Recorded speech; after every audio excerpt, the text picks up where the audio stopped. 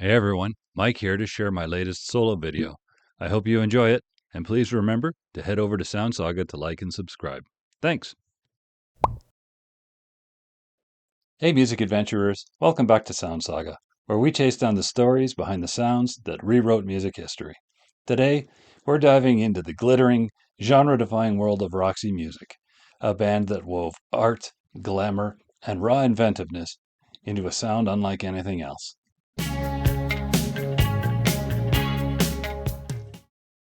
Their journey from avant-garde pioneers to sleek pop visionaries was a masterclass in creativity.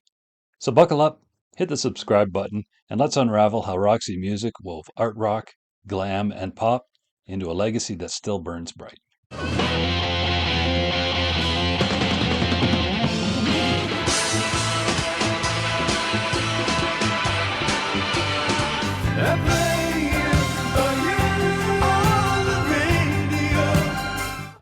Picture London in 1970, a city pulsing with rebellion, where art school rebels sketched the future of music. Reinvention, a singer with a voice like a velvet curtain and a head full of wild ideas, formed Roxy Music. He enlisted guitarist Phil Manzanera, saxophonist Andy McKay, and Brian Eno, a sonic alchemist whose synthesizers and tape loops sounded like transmissions from a distant galaxy. Their 1972 debut, Roxy Music, struck like a comet. Tracks like Virginia Plain and Remake Remodel fused jagged rock riffs, jazzy flourishes, and surreal energy into a sound that was raw, electrifying, and utterly new.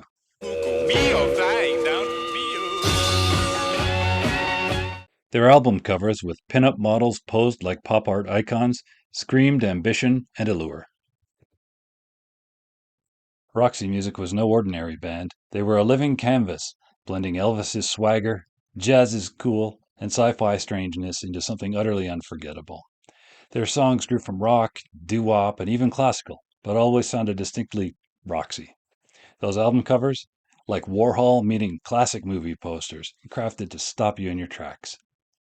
Roxy's magic stemmed from the clash between Bryan Ferry's romantic melodies and Brian Eno's experimental chaos, a partnership that sparked brilliance, but also tension. And trust me, that tension was about to ignite some serious drama. In 1973, Roxy Music released For Your Pleasure, a record that marked their creative zenith. It was darker, stranger, and brimming with daring. Do the Strand was a frenetic call to dance, while In Every Dream Home a Heartache, a bizarre ode to an inflatable doll, haunting poetry was married with Eno's ghostly synths, like a surreal painting you could hum. To the Strand, love, I bought you mail order. Eno's tape loops pushed the band into uncharted realms, but behind the scenes, cracks formed. Ferry sought polished pop. Eno craved sonic anarchy. By mid-1973, Eno had departed, off to forge ambient music and shape albums for Bowie and U2.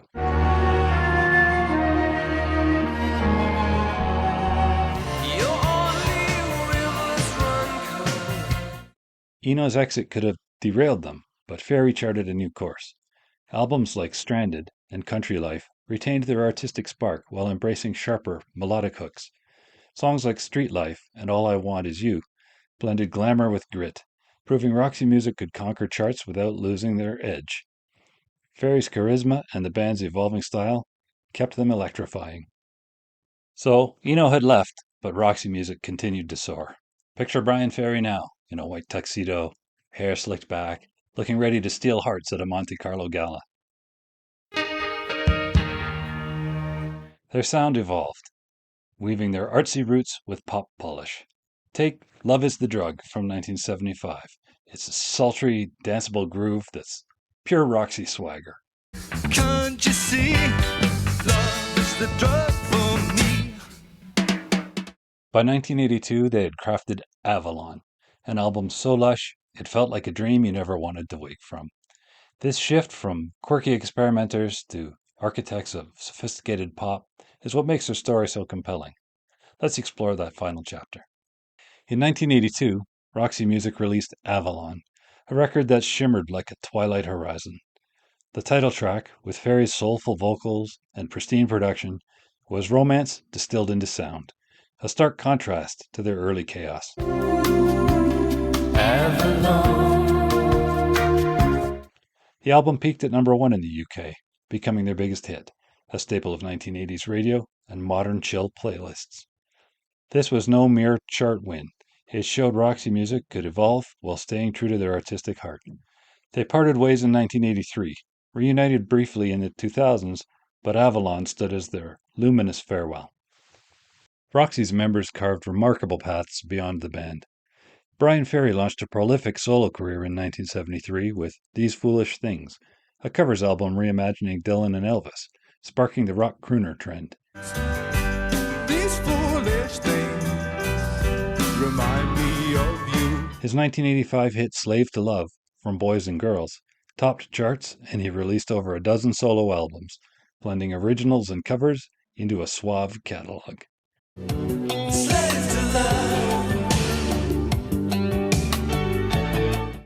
Brian Eno, after leaving in 1973, released Here Come the Warm Jets in 1974, a proto-punk gem, and pioneered ambient music with Music for Airports in 1978.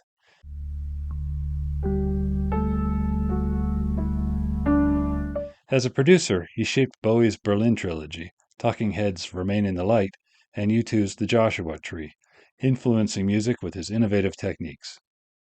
Phil Manzanera released Diamond Head in 1975, featuring Eno and Robert Wyatt, and built a 50-year career with 10 albums, collaborations with David Gilmour on Pink Floyd's later works, and Latin-infused projects like Southern Cross in 1990.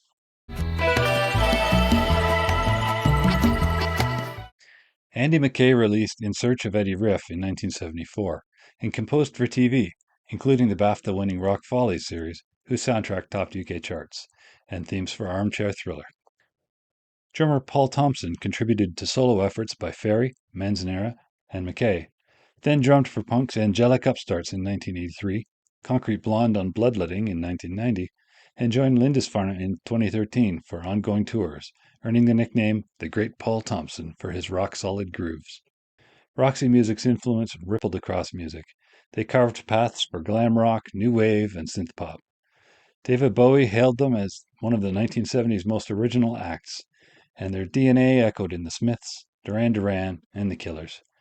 Their bold fusion of art and sound, striking visuals, and knack for reinvention made them legends. Roxy Music wrote their own rules.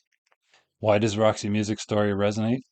Because they turned music into a bold experiment, blending avant-garde daring with pop allure, dressing like time-traveling icons, and writing songs that were as captivating as they were strange. It can take you higher than the Milky Way. From their Eno-driven early days to Avalon's polished romance, they showed that creativity can break boundaries and move hearts. Their legacy lives on in every act that combines art and accessibility. That's why Roxy Music remains a beacon of musical innovation. Before we wrap, here's my top 3 Roxy Music gems, and trust me, picking these sparked some thoughts about the band's fan divide. Roxy Music fans have long been split between the wild experimental Eno era and the smoother, pop-driven post-Eno years. Some diehards swore by the chaotic brilliance of the first 2 albums, praising Eno's synth wizardry and the band's raw edge, calling it the true Roxy sound. Others embraced the polished hooks of later records, drawn to Ferry's romantic vision and radio-ready shine. Online forums and X-posts still buzz with debates. Team Eno's avant-garde weirdness versus Team Ferry's sleek sophistication. My picks bridge that divide. Number 3, In Every Dream Home a Heartache, from 1973. Haunting, poetic, and quintessentially Eno era. It's a cult favorite for its surreal depth. Your skin is like vinyl. Number 2, Avalon, from 1982. Post-Eno eloquence at its peak. A dreamy anthem that won over mainstream fans and still feels timeless.